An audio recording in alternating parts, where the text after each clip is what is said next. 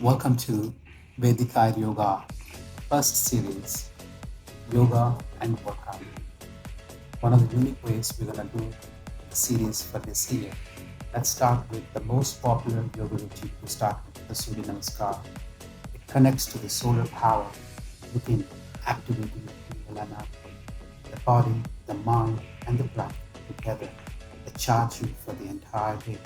It strengthens your muscles, joints, improves the function of the internal organs, improves blood circulation, brings glow on the skin, improves digestion, restores the digestion system, reduces fat on the stomach, and helps you do optimal quick weight. It's a blessing for insomnia and people who are sleep deprived. It regulates the menstrual cycle, reduces anxiety, and detoxifies the entire body.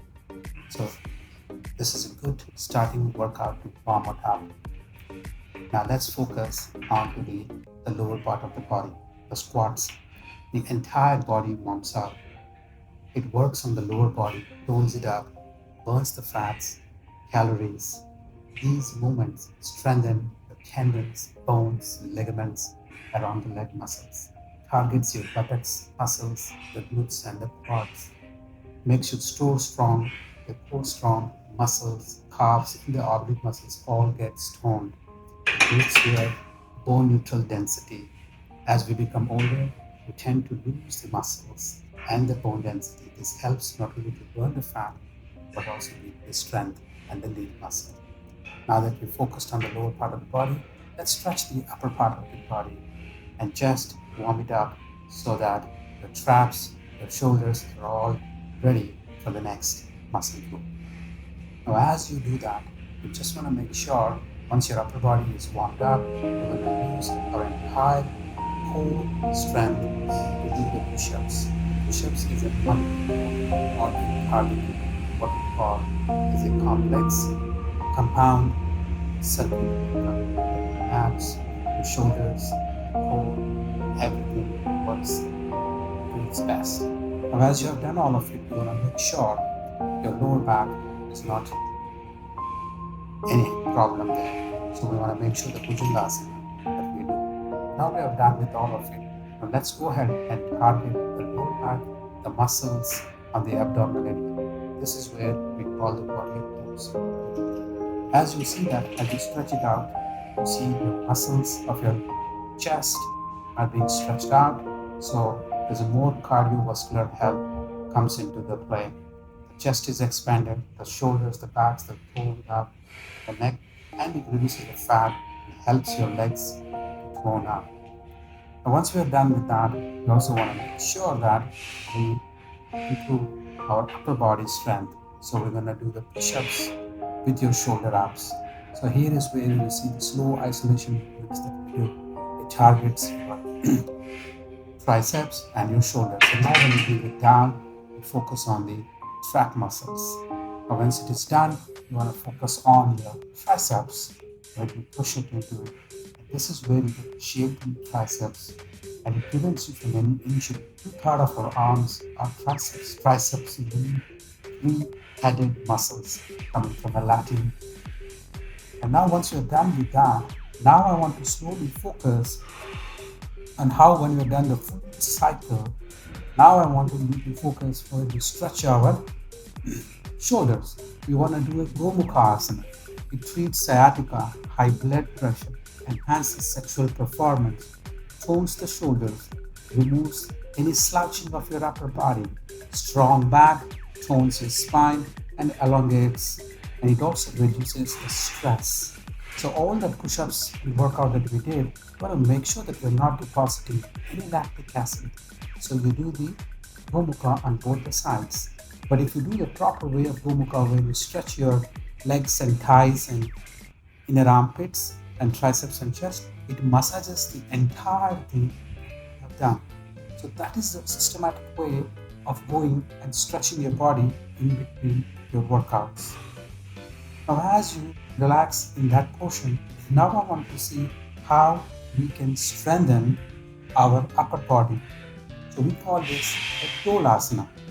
In the Padmasana, you sit there, and that's when I want you to push it up, and where you raise it up. This gives you a good core and hands and ab muscle strength where you rotate. So it brings you the upper body strength. Now let's go into a Padma Bhujangasana. This is exercises the liver, controls the flow of the bile. If you stretch your tongue out, it becomes a Sinhasana. It relieves people who have a foul in the back. Now let's go to Padma Mayurasana. This is where it tones the abdominal portion, puts pressure on the abdominal aorta, blood circulates properly in the abdominal organs, improves and removes all the toxins, just like a peacock eating snakes. That earlier asana removes the worms. And now this is the Janu Asana. This is where you stretch from ankle to hips, massages your abdominal organs, stretches the kidneys, activates the endocrine glands, balances hormones, brings harmony. The more you practice it, it is not the head touching the toes or the knees. It is focusing on your breath, calming your mind, balances. Now once we have done, now we want to go back on to the throat area. So we call Ardha Halasana. Then you slowly raise it up and put it down to become a Halasana.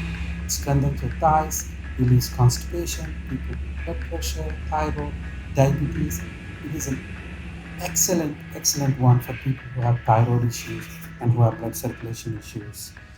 Now, once we have done it, we're going to do the Pavan Muktasana. Pavan Mukta, and this is where you do the Jatara Parivartrasana. It reduces the fat, activates the sluggish liver, spleen, pancreas, cures gastritis, and all of those things that relieves your back pain. Now we have done it. Now let's go ahead and see our entire body, how it is being stretched out. So we're gonna do a sleeping pull-ups where you're working on your upper muscles. As we do this, now I also want to make sure that you have done sleeping, standing, etc. Now let's see, we go the upside down. Here is where we're bringing the entire body downwards, taking the help of the gravity, bringing the blood circulation onto your head because here is very heavy. So we will stretch our entire abdominal and the muscles just by putting some weight. We want to stretch the upper body just going downwards. By doing so, we actually exercise the entire area. Now, as we have done this, now I want you to know that we also need to work on the pelvic area. We open up the pelvic area by doing these kind of a leg rotate. Now, once that is done, I want you guys to focus on the most neglected area, which is the abdomen. Now, by doing the abdominal crunches, you actually engage your abdominal muscles also on the organs. By doing this way, you're actually focusing on your organs. You get a nice toned abdominal muscles. Now we have done completely end to end. Now I want to see that how much of our body is balanced with our mind. So we start with the Vrikshasana. It's a neuromuscular coordination where you balance the entire body when your mind is focused. It's not about the leg standing on one leg. So the next one I do is Ukita Hasta Pada Angusta Asana. It is where you stretch your leg, and it's just a way how much your mind and your body are coordinated. With that, thank you.